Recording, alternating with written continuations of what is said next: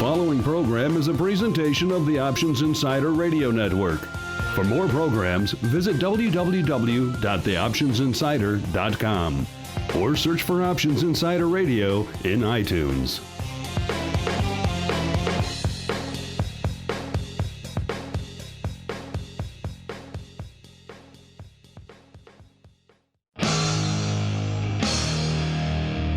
And now, it's time for the show that breaks down the options market.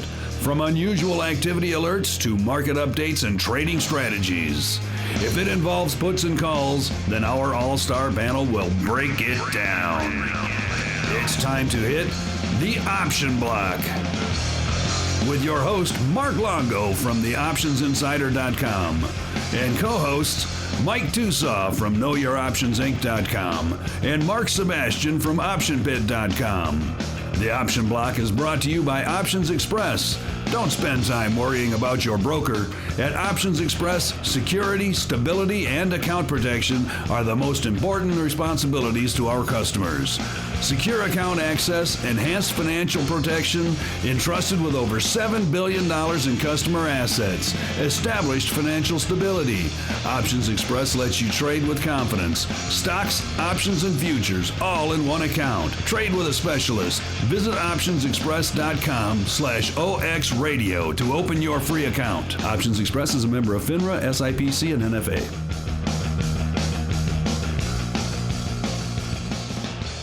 Welcome back to the Option Block. It's been a while since we've all been gathered together in one place. I hope our listeners out there had a fun and exciting long holiday weekend. Of course, we took Monday off, as did the rest of the United States, to celebrate all of our various labors on Labor Day.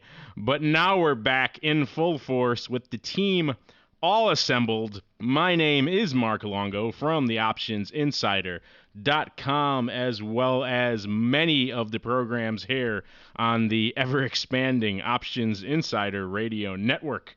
And I am joined by all the usual suspects on this episode, starting off with Mr. T-Nav, Tim Navabi from Options Express. Tim, it's been a while. Welcome back to the show. Hi, how are you, Mark? Thank you very much. Yes, been very busy here at Options Express the last few times you've had your show and couldn't leave the trading desk, but I was real glad that Alex made it, and it was nice to listen to him speak and represent OX, and it was a real nice show. Two of them, actually. We are also joined by the Seabass, a.k.a. Mark Sebastian, a.k.a. the Greasy Meatball, a.k.a. the manager extraordinaire of the Mini Metals, everyone's favorite miniature rock tribute band. Good old Mark Sebastian from OptionPit.com. Mr. Seabass, how do you have time to come on this show with so many other things keeping you so busy, like those Mini Metals? It's shocking, but it's for the fans. That's what you say after every Mini Metals show, too, That's isn't exactly. We do it for the fans. It's not about the money. so that I put some time aside. Plus, Mark Longo has some really embarrassing photos of me. So if I don't show up or get somebody in my place, I didn't know that the thing with the fish was illegal. All right, I just didn't know. I'm sorry. You messing with my salmon up there in Alaska? No, it was a mackerel. And listeners, that of course is the man from the mountains, good old Mike Tusaw from Know Your Options Inc. Uncle Mike, how are you doing today, sir? Doing well. Always an exciting day to get to come on to the show. Are you in the downtown HQ, or are you out in the St. Charles satellite office, as it were? Out in the satellite office, making some satellites. I guess that didn't make sense. I'll leave that one there.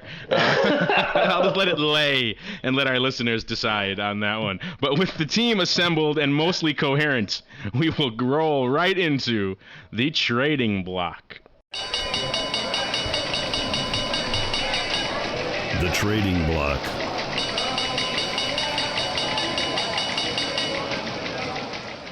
All right, and welcome to the trading block. This is indeed the portion of the show where we discuss what's moving the markets, what's causing a panic or a furor or a frenzy on the street today, and it was an up day, it was a down day. We started off looking pretty strong on the street, then good old Uncle Ben came out, and either in spite of or because of what he said, we turned to the downside. Mark, quick question for you. How come everyone's your uncle or your aunt? Don't you have any cousins or parents or siblings? Well, Uncle Ben goes well with the whole rice analogy, I thought. Uncle Mike, Uncle Ben, Aunt Mike, crazy Uncle Tim Navabi. Okay, I'm adopted. I really have no family at all, so I use this as a surrogate for this fills my familial needs in that sense. Uncle Ben did indeed chop the legs out of the market today, and not only does he sell tasty rice, but he promised to support our economy going forward. That, of course, didn't really help anything. It seemed to spook the market, if anything, because we closed the day down on all the major indices. The S&P closed down nearly 13 handles to 1185.90. The Dow closed down about 119 to 11,295. The NASDAQ closed down about 20 to 25.29. And the good old VIX cash creeping up and away from Mr. Sebastian Strikes, up 0.94 to 34.32. And what do you guys think about the turnaround at the end of the day? I think we're selling ahead of the speech tonight. So that's my thought process. Although, the interesting thing is we sold off, but we did not. Vol didn't really move that much. It was up kind of just a little less than a point. It wasn't like everybody was like really afraid. So it's kind of interesting. I think it was just some people kind of taking off some wins from yesterday that were saying, you know what, I don't think I want to deal with any kind of speech fallout. Yeah, they don't want the overnight on the big O coming out, and as he usually does, laying the smackdown on the old market. Smart traders are going to be trading futures tonight and probably scalping a lot of cash as he says things and the futures move up and down. I mean, it should be. I think it'd be a fun thing. I wouldn't be surprised if you put in a buy order and a sell order if they both get hit. That'd be my thought. I agree. I totally agree. It's just prices, are going to be, I think, all over the place. And it might be what I was trying to say earlier was kind of a lack of trading. I mean, there's just really, not that much volume. It really seems difficult to find someone who's, really intent on going in one direction with this market, and they're just going to, continue to take it there. I think there's a lot of people that are just really all over the place. Or just not real sure what to do. I mean, it's very, very interesting. I haven't seen something like this before. Uncle Mike, with the turnaround today, how was the old BBI? Well, about normal. I mean, it's tonight I'm in agreement with you guys, and I think this is selling into the speech tonight because Obama's going to come out. He's going to talk about investing in infrastructure about 16 times every minute, like he always does. And you're right. This market, it's going to be fun to watch. Even if you don't trade the markets tonight, it will be fun to watch. Just get your Options Express streaming quotes up, type in ESU11, and just watch the market. It is an entertaining thing to see how it goes up and down during a speech like this in the later night hours. So I'm curious to see what happens tomorrow. I don't know if he's really going to surprise anybody with what he says tonight, but this might be a buying opportunity tonight if you can stomach the overnight volatility. And since we have you on the hot seat, Uncle Mike, right now, let's just dive right into our commodity rundown. I mean, gold just off to the races again today. I think that it's on a slow path down. It's just going to take a little bit, but you think these little 3% gapping up moves are just dead cat bounces? Well, it gapped down 4% yesterday. It was off $7, $6.50 yesterday. And it's up 4 today. I think we're on a slow dive down, and that's exactly what I think is happening here. And we're reigniting the gold bull, gold bear debate between Uncle Mike and cousin Mark Sebastian here. The vol is just way too high in this thing for me to think anything other than this. There's going to be some selling pressure here, because unlike something like S&P, when gold vol's really, really, really peaking, that's not signaling a bottom; it's signaling a top. And I think we have to see the GVZ fall back below 25.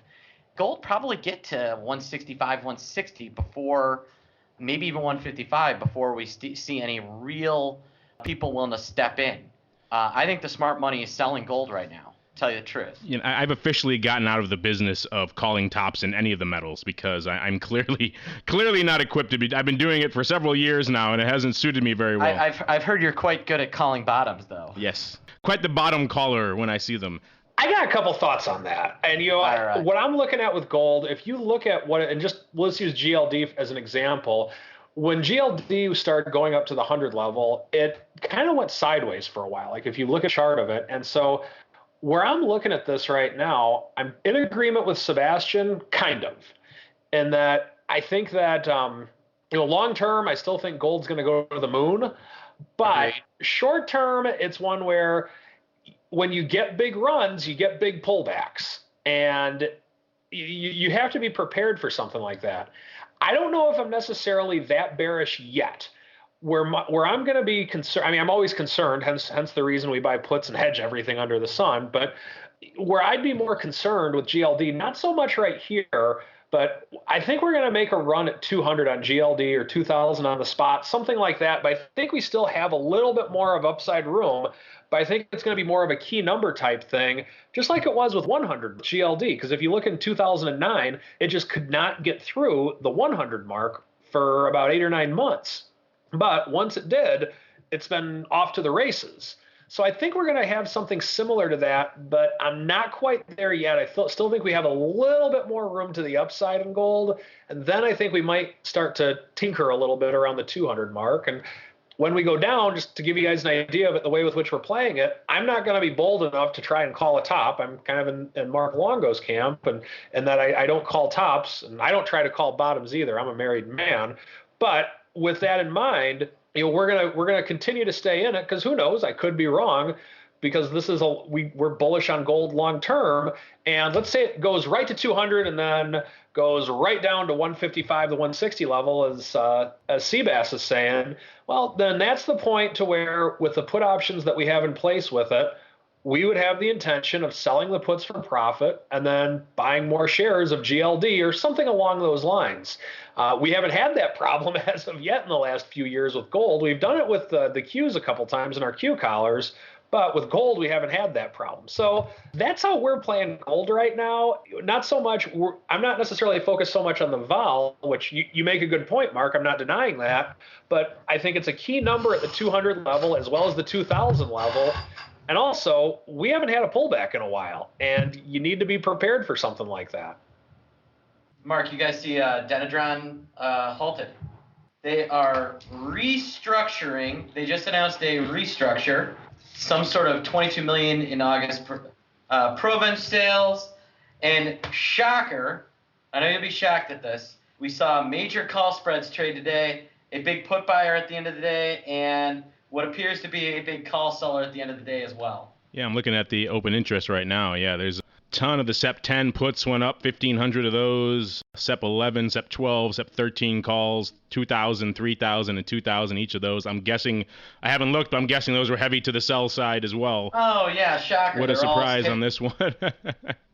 And obviously, listeners, we've talked about Dendrian quite a few times in the past on the show.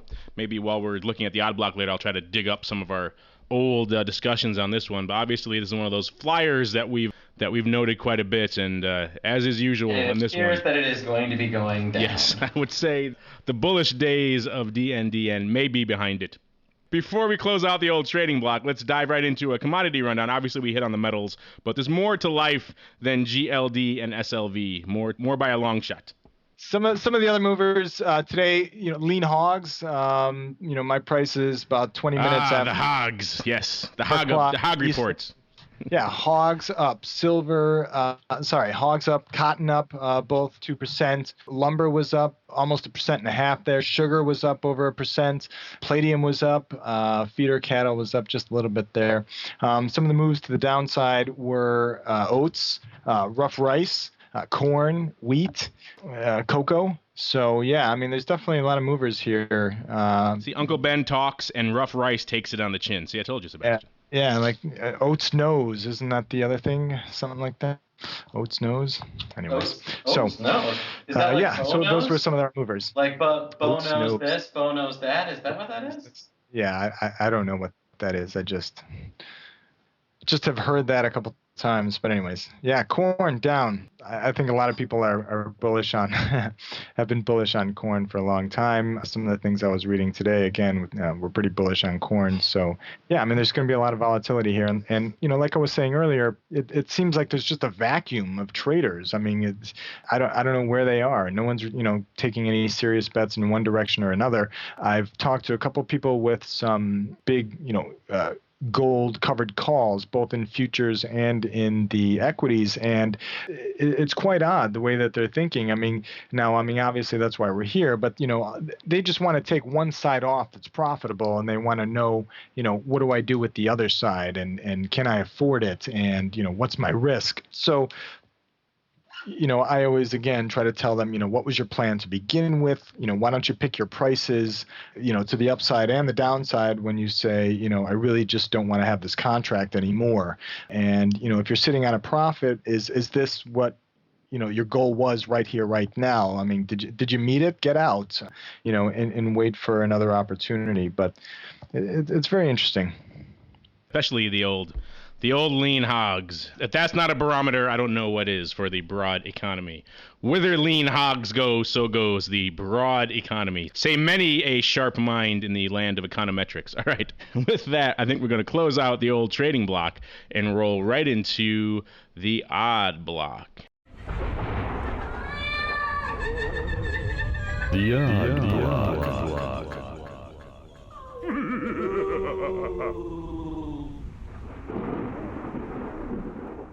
And welcome to the Odd Block. This is, of course, the portion of the show where we highlight the interesting and or the unusual options activity that's lighting up the tape. And as Mr. Sebastian alluded to in the trading block, there was indeed some unusual activity in DNDN. So we're just going to, Dendrion, we're just going to start with that one there. We're parsing it as we speak, looking at the time and sales, looking at the tape to see where this stuff went up. And a lot of it is kind of obscured by the way they executed this, which is another telltale sign that this is someone who's a wee bit savvy behind some of this paper flow. But DN did close at 1088, down 73 cents or 6.5% roughly before it was halted.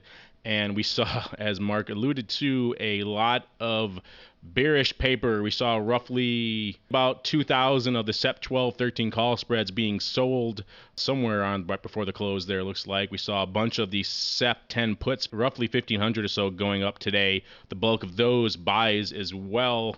And also SEP 11 calls being sold roughly 2,000 times or so. So looks like on the net about 6,000-7,000 net, or with include the spread, about 8,000-10,000 contracts total of overall bearish volume on DNDN. And given that it's halted now, it's not a surprise that it's probably going to open substantially to the downside tomorrow. And they're also firing a little birdie. A little mini metal has told me they're also firing 500 salespeople. Never a good thing when you're firing the people who are the engine of your growth. I always shake my head when I hear that. You fire HR staff, you fire expenses. You don't go out and fire your sales team. Well, apparently, when you don't need a lot of sales, when you don't need a lot of salespeople, it's something you have to do, and that appears to be what's going on here. So. Always a bullish move when you hack the sales team to pieces. Well, yeah, we'll keep an eye on DNDN and see if we can hear any more. But they have been regulars in the odd block in the past. It's been a little while since we talked about them, but they are one of our favorite little biotech names that keeps popping up on the horizon every now and then. And we're going to move on then to Special Victims Unit, good old Super Value Inc., ticker symbol SVU.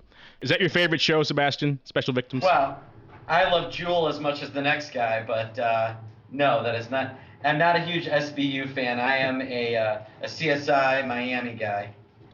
We're going to kick things off, actually, with a print that went up yesterday. We obviously didn't have a chance to talk about it earlier because this is our first show of the week. It is in SVU. They closed today at $7.80, and they do around a couple of thousand contracts a day normally, and yesterday they did well over 25,000, the bulk of those being a massive dump of the SEP 8 calls, and Sebastian, don't even say anything. A massive sale of the SEP 8 calls, hitting the bid for 20 cents. It had an open interest of about less than 3,000 contracts, so it was definitely an opening trade. A little over a week to go on these calls, so obviously this trader see something like this, it's typically an underlying guy, usually leaning on some of the options liquidity to get out of some stock. And if the stock hangs out down here, he gets to keep his 20 cents. Otherwise, he dumps his stock at a relatively favorable price. I don't think this is a massive spec, a bearish spec on Super Value, but nonetheless, it was an enormous print for this one. It was well over a significant percentage above their typical average daily volume. Let's see, this one's really had some resistance to the upside of late, bumping up against its 50-day moving average over and over again, which is about 818. So obviously this guy thinking that the stock probably isn't running that far north anytime soon and maybe wants to get out of some of his underlying position. Seems to be the story here. That is a great way to dump stock. If you need to get out of a position, sometimes the liquidity in the options is better than the liquidity in the stock. A lot of people don't realize that.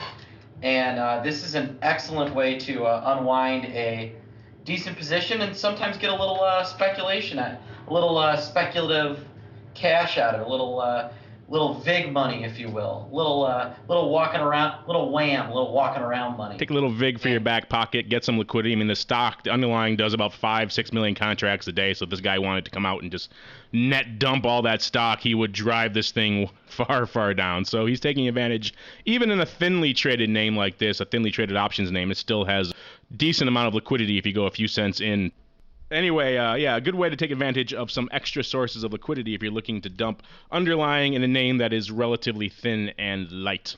And then moving on, next up in the old odd block is FedEx, ticker symbol FDX. They closed at almost exactly $75, down $1.15 today, or 1.5%. This is the name that does about 11,000 contracts a day. That did nearly 20,000 today. We saw essentially a bullish risk reversal going up. We saw this trader coming in and selling about 5,000 of the OCK 67 half puts, and then he bought to the upside the October 77 half 82 half call spread 5,000 times as well, and he netted all of that out for a premium of 52 cents. Obviously, this guy's looking for a bump to the upside, but he also doesn't mind picking up FedEx at these levels, which is about $7.50 below where it's currently trading. If the stock takes a dive, I gotta stop saying dump, I'm just tempting Sebastian. If the stock takes a dive to the downside by October expiration, and I like this one for a number of reasons. I'm not a huge FedEx fan, but this is a decent way to put on a position like this. We talk about bullish risk reversals quite a bit on this show. In fact, we just put on some today in Ford, I believe. So I'm a big fan of using this strategy to put on a relatively cheap bullish position on a name if you think they're going to have some upside. I'm not a big trader of FedEx. This sounds like a one that might have some appeal to Uncle Mike as well. You like FedEx at all, Uncle Mike, or are you just a fan of the bullish risk reversal? I like them both, actually. I don't have anyone in FedEx right now, but they're definitely a company that I like.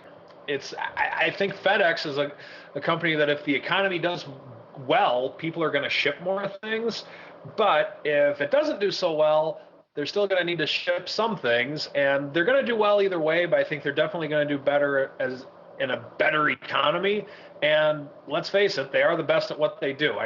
From traveling for years when I was on the Options Express circuit, I never had I think I had one bad experience with FedEx, and between FedEx, American Airlines, and all the different things that I used, FedEx was by far just head and shoulders above everybody else in terms of customer service and how they took care of people. I didn't realize OX was so cheap. They just put you in a box and shipped you to the conferences? Well, actually, no. It was cheaper to put me on the plane because for the weight that what it would cost with FedEx, it just didn't work out too well. But they thought about it. Nina and all the people that weigh less than me, they send them FedEx. That's the way that's how they do it. That's true. You would be a sizable box to send via FedEx. But can I just say, I can just spot an Uncle Mike stock a mile away now. I was reading this one over today, and I said, this one has Uncle Mike written all over it. I could just tell you're a FedEx type of guy. I do like them. It's no Dollar General, but still, it's a good Uncle Mike potential holding, listeners. You can only have one true love, you know? That's true. All right. And we're going to finish things up here with RR Donnelley, ticker symbol RRD. They closed today at $14.24, down about a quarter. And this is the name that does nearly about 2,000 contracts a day. That did nearly 8,000 today. and we're looking at some long-term puts lighting up the tape here in RRD. We saw about 6,200. Oh, actually, I'm sorry. We saw about 3,900 of the Jan 2013 10 puts lighting up the tape this morning. Open interest before this, just 24 contracts. So this is all opening paper on this strike anyway. The bulk of them picked up for about $1.25 a piece. This guy obviously looking or hedging against a significant downside move in RRD. We also saw some paper up in the Jan 2013-15 strike where someone picked up about 2,000 of these puts as well. Of course, open interest there. This could be a closing trade because there's about 2,000 contracts open on that strike as well. And usually when you see that, it's not a coincidence. It's no coinkydink, so he could be closing out on that strike. But anyway, a lot of sizable long-term bearish activity. Looks like he's probably hedging an underlying position, but you never know with these types of positions. I don't really trade RRD. Uncle Mike, Tim, or Mark, you guys watch this one at all? No. Yeah, I'm usually, when I see that, what I do is I flip on Cartoon Network. We're just going to close out the old odd block and roll right into the Tim Navabi block, a.k.a. the Express block. The Express block, brought to you by Options Express. Options Express lets you trade where and when you want for every level of trading. From advanced charting, free daily trading ideas, and free educational resources, Options Express is the online broker for all traders. Best of all, Options Express allows you to trade stocks, options, and futures all in a single account on powerful yet easy-to-use trading platforms, including mobile devices. Visit optionsexpress.com/OXradio for your free account. Options Express is a member of FINRA, SIPC, and NFA. All right, and welcome to the Express block.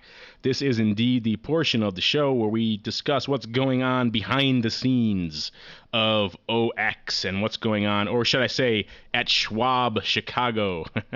and actually, this is going to be a combination Express block / listener question block, because we do have a lot of questions coming into our forum about this deal and this merger as well. So, Tim, how do you want to start? Do you want to start off with something first, and we'll get into the questions later, or do you want me to read off the questions first, because they are somewhat similar, and then we can dive in from there?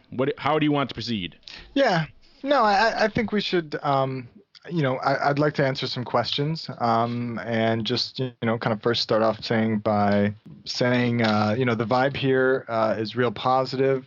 Things are going well. Everyone's happy, and we're all very excited for it. It just feels good. I can take any questions. We definitely know that there's going to be a few. Well, it's good to hear, considering a lot of times when these acquisitions go through, it could be tense times in the early days that everyone's kind of figuring out where they fit in the new corporate hierarchy, which jobs are redundant, where the bobs are going to lay people off left and right. So good to hear we're not seeing that, as we did see in some other recent activity and some mergers in this space that have caused quite a bit of furor. And of course, if you've ever been to the Options Insider forums, you know exactly what firms I'm talking about. There's one name in particular that seems to be lighting up our forum these days with a lot of questions and or comments. I'm sure that's boom times for you guys, Tim. Is there any chance that the founder of OX is going to start a news organization and call it something like Delectable Deal or Scrumptious Stock and have a daily web show? I'm just kind of wondering. There's already enough players in the options radio biz. Thank you very much. I'm just hoping. I'd love to see Scrumptious Stock Trading or something along those lines. I think that'd be wonderful. Plus, I've heard that David Calty, one of the founders of OX and the original CEO, is quite happy in the guitar business these days. But Tim, we do have some listener questions. We'll dive into those. We actually have two that are relatively similar, so I'll read both of these, and you can kind of take it from there. We're going to start off with a question from our forum. It comes by a user, goes by the handle Complete Beginner, and his title of his thread is Portfolio Margin for Schwab Customers. And he writes, Schwab hasn't offered portfolio margin in the past, but now that they've acquired OX, will they be offering that to their customers now, or is that still a benefit only for OX customers? And then, of course, we have Jersey Boy writing in almost the exact same thing. He writes about margin treatment with Schwab, and he asks, I have some clients who are also Schwab customers, They are excited about the prospect of portfolio margin coming to their accounts. How do they go about getting that treatment? Do they have to switch their accounts to OX? Will it be automatic? Is there some online form for them to fill out? Thanks, Jersey Boy. So those are two similar questions around a very popular topic these days that has resurfaced in the wake of the OX Schwab deal. Of course, that is portfolio margin. Tim, these people want to know how they get it, what they have to do to get that treatment. So regale us, please, sir. Sure. I did talk to the portfolio margin group yesterday evening after work, and then I talked to the new accounts group today before work. And I asked them very similar questions because we're getting some of those exact same questions on the trading desk. In the future, and I don't have an ETA on that. The integration between the two accounts will occur. I don't know exactly what it's going to look like. And I can't answer on behalf of Schwab and how their accounts are going to have portfolio margin and when it will be on their accounts. But, as we are right now, and real fresh from the merger, the accounts, if somebody wants to have portfolio margin and they are a Schwab customer, they need to open up an account here at Options Express. And I know it sounds kind of, to open an account, but really that's really what they need to do. As of right now, again, we want to have something integrated. We want to have something seamless. And we're working on that. I don't know when that's going to happen, but right now, I would do it. If I was a Schwab customer and I said, oh, okay, they have now portfolio margining at Options Express. I want that portfolio margining. You would simply log onto www.optionsexpress.com and fill out an account application. That's what you're going to need to do. Just, apply for the account online.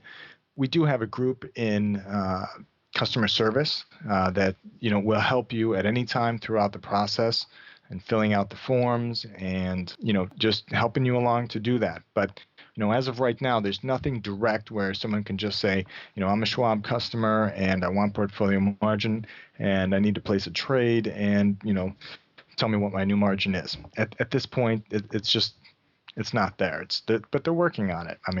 That's kind of where we're at. There's a lot of opportunity for both firms, and I think it benefits all sorts of customers. When we talk about the portfolio margining, there's also sending money from one firm to the other firm. As of right now, there's no direct link to send money back and forth and say, well, hey, Tim, place this trade for me. I just, clicked and sent you money. As of right now, we don't have that option. We're working on it. Again, I don't know when it's going to happen, when it's going to be finished. We know that there's a demand for it. I've taken several calls of people asking when can they do that? So, that, for example, sending funds back and forth, also giving us the account information. Like I said, opening up an account here at Options Express. We want something where, you wouldn't have to fill out that whole account application. We know that. We're working on that. We're trying to get something built so that, it would be pretty well integrated and seamless. But I think there's just a lot of opportunity, and there's going to be a big benefit for both customers. And like I said, everyone here at Options Express right now, everyone's very positive. The vibe is real good. We're all excited, and it just feels good. It feels real good. Well, I'm glad to hear that things are moving along smoothly in Schwab, Chicago. And of course, I'm joking. It is not called Schwab, Chicago. I don't want to get any calls on that, but it is still Options Express. But thank you for that, Tim. And anything else you want to hit on before we close out this segment? No, I don't have anything. I would say don't hesitate to pick up the phone, to call the trading desk if you have some trading questions. If you have questions about the account application process, we have a customer service department that has a lot of answers to many questions, common questions. So, that's about it. Just be excited, I guess. All right. And with that, we're going to close out the old Express block and roll right into Around the Block. Around the Block.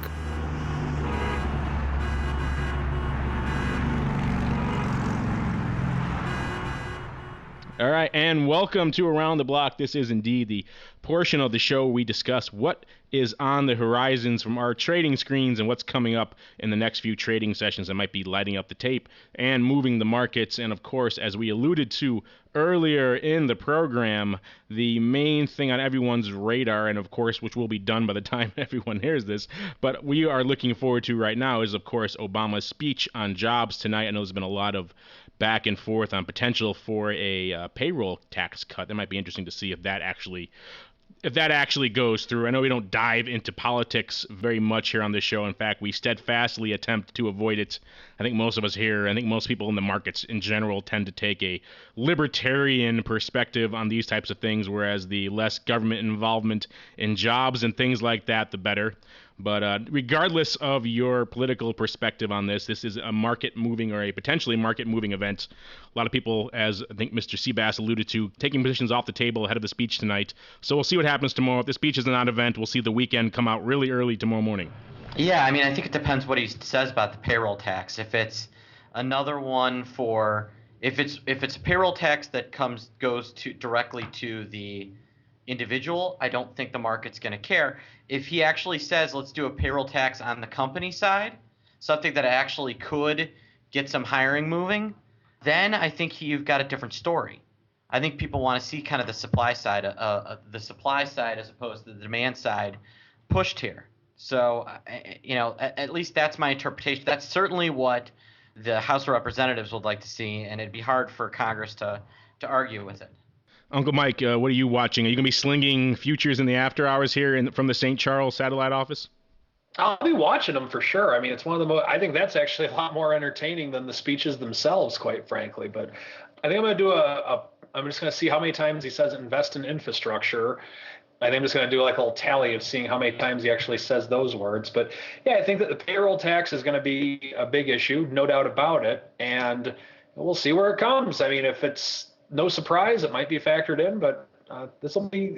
I'm popping up the popcorn and putting the family in front of the computer screen, and we're going to all cuddle up together right by the fireside up in the mountains and watch the streaming quotes as the speech goes on. Hey, maybe I'm biased, but if you want to drive some growth in this economy, why don't you slash the self-employment tax? Let's incentivize some new entrepreneurs out there. And you are biased. And of course, I am biased. I think everyone on the show leans towards that, but nonetheless, it'd be fun to hear someone mention that. You don't really hear that very often. That would be Kavanaugh, I guess, in his small business council. Auntie Mike would be taking that charge up, I think. No kidding. No, I agree with you.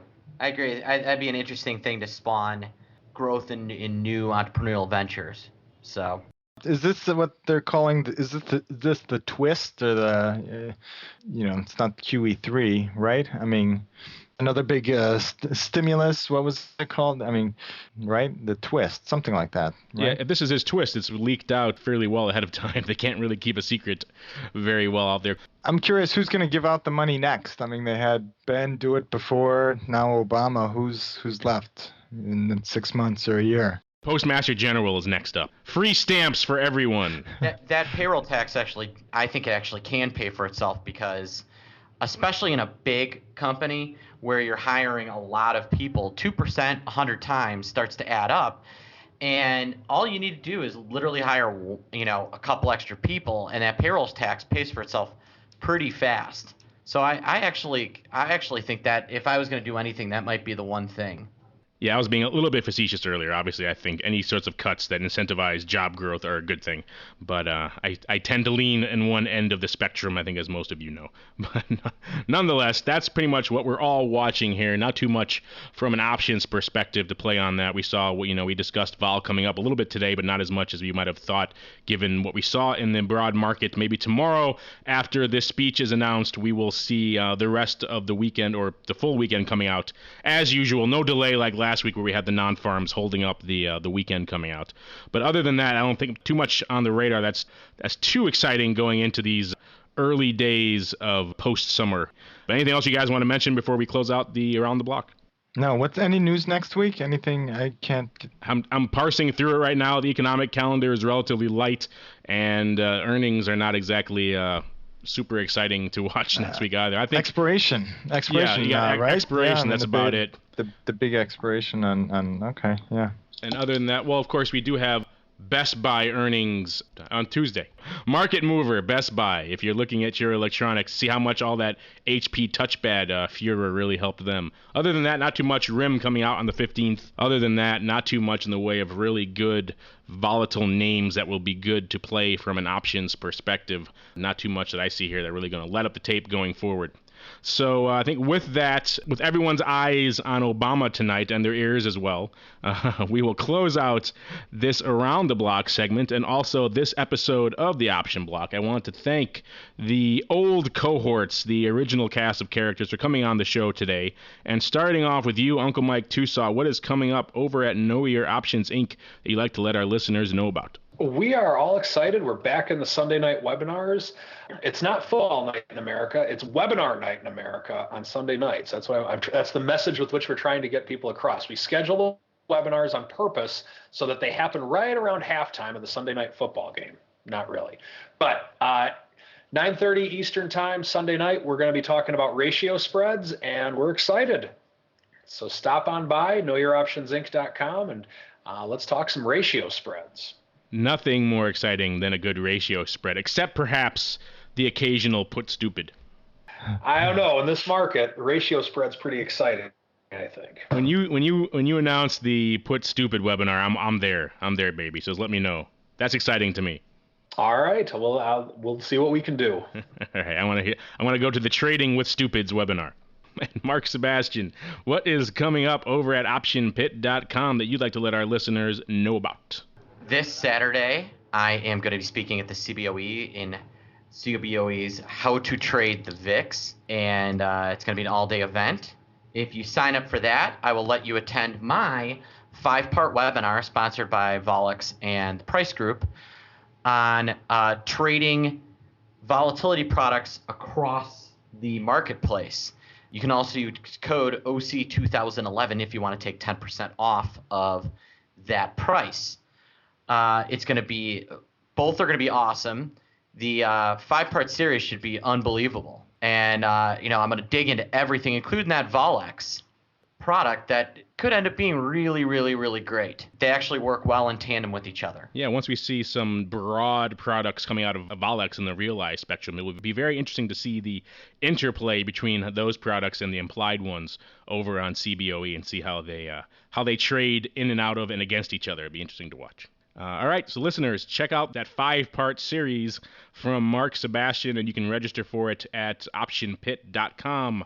/events. /events. /events. And while you're there, sign up for that lovely cruise. What is it, in January, that cruise? Cruise is in January. It's going to be awesome. Sign up for Mark Sebastian's lovely cruise. A week trapped on a ship with Mark Sebastian. I can't imagine what would be more fun. No, where are you going on that cruise? Oh, a few private islands owned by Royal Caribbean. So it's just in the kind of Caribbean air. It's going to be a lot of fun. Just in the Caribbean area. It's going to be great. Listeners, if you're lucky, you might get to see Mark Sebastian in his bikini briefs when he's relaxing on the sun deck with a margarita or two. That's a nice image to haunt our listeners over the weekend. All right, and before we go, Mr. Tinov, what is coming up over at Options Express? Not too much. They've sort of put a hold on some live events and some webinars. And I would say get ready for expiration next week. Call the trading desk, ask us, how to manage maybe some positions that you have and you're not sure about, or, do some trade walkthroughs, but nothing major at the moment. All right, thank you for that, sir. And that's going to do it for this episode of The Option Block. I want to thank all of our listeners out there for downloading and streaming and subscribing to this show and making it such a success. And we are continually working to add new ways to make it easier for you to find the program. I know a lot of you have taken up that new feed and the new podcast there in iTunes. It's become a big hit as well, and we're looking to add even more ways for you to find the show going forward. But until then, we will see you next time right here on The Option Block. Become a part of The Option Block. Just visit www.theoptionsinsider.com/forum to post a question for the hosts. You can also submit questions to twitter.com/optionblock or leave a voicemail at 312-544-9356. Make it interesting and your question just might make it on the air. The Options Block is property of the Options Insider Incorporated. All rights reserved.